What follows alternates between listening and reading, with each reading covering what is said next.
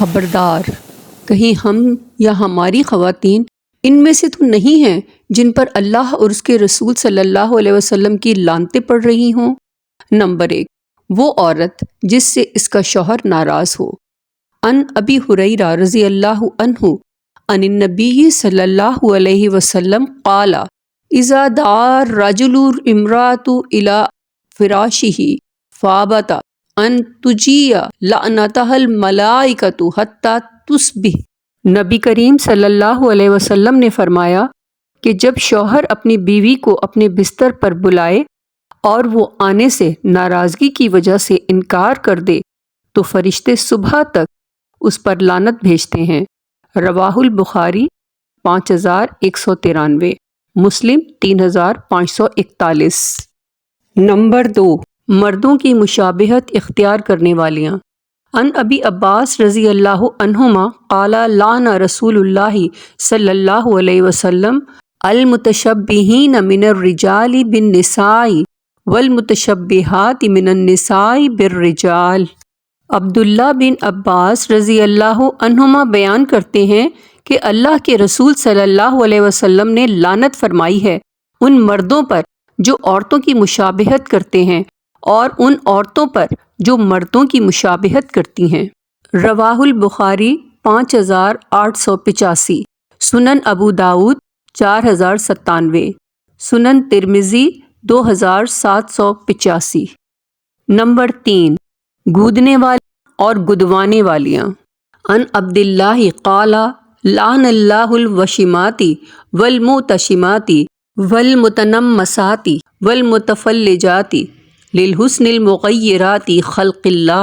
اللہ تعالیٰ نے گدوانے والیوں اور گودنے والیوں پر لعنت بھیجی ہے، چہرے کے بال اکھاڑنے والیوں اور حسن کے لیے آگے کے دانتوں میں کشادگی کرنے والیوں پر لعنت بھیجی ہے کہ یہ اللہ کی پیدا کی ہوئی صورت میں تبدیلی کرتی ہیں۔ صحیح بخاری 4886، صحیح مسلم 2125، بخاری 5931۔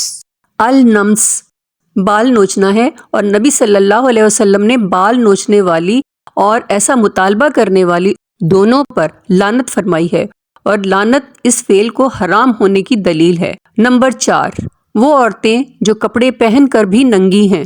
ان ابی ہریرہ قال قال رسول اللہ صلی اللہ علیہ وسلم صنفان من اہل النار لم ارہما قوم معہم سیات کاذناب البقر یضربون بها الناس ونساء کاسیات عاریات ممیلات مائلات رؤوسہن کاسنمۃ البخت المائلۃ لا يدخلن الجنہ ولا یجدن ریحہا وَإِنَّ رِیحَهَا لَیُوجَدُ مِن مَیسَرَةِ کذا وکذا۔ باب النساء الکاسیات العاریات المائلات الممیلات۔ حضرت ابو ہریرہ رضی اللہ عنہ سے روایت ہے کہ نبی صلی اللہ علیہ وسلم نے فرمایا، 2 قسمیں جہنمی ہیں، میں نے انہیں دیکھا نہیں۔ کچھ مردوں کے پاس گائے کی دموں جیسے کوڑے ہوں گے جن سے وہ لوگوں کو ماریں گے، اور دوسری قسم اور وہ عورتیں جو کپڑے پہننے کے باوجود بھی ننگی ہوں گی، وہ مائل ہونے والی اور دوسروں کو اپنی طرف مائل کرنے والی ہوں گی۔ ان کے سر بختی اونٹوں کی کوہان جیسے اونچے ہوں گے۔ یہ دونوں نہ تو جنت میں داخل ہوں گی اور نہ ہی ان کی خوشبو کو پائیں گی۔ رواہ مسلم 7194، صحیح۔ نمبر 5، نوحہ اور بین کرنے والی اور سننے والیاں۔ قال النبی صلی اللہ علیہ وسلم لیس منا من لطم الخدود وشق الجیوب ودعا بدعوی الجاہلیہ۔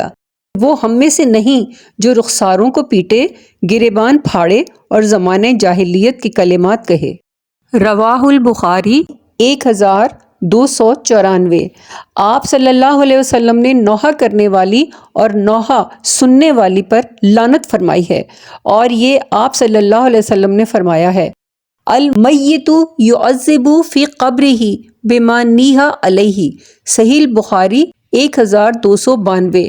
نوحہ کی وجہ سے میت کو قبر میں عذاب ہوتا ہے۔ اللہ ہم سب کو ان خرافات سے محفوظ رکھے۔ قائم اسلام کو لائک، شیئر اور سبسکرائب کیجیے۔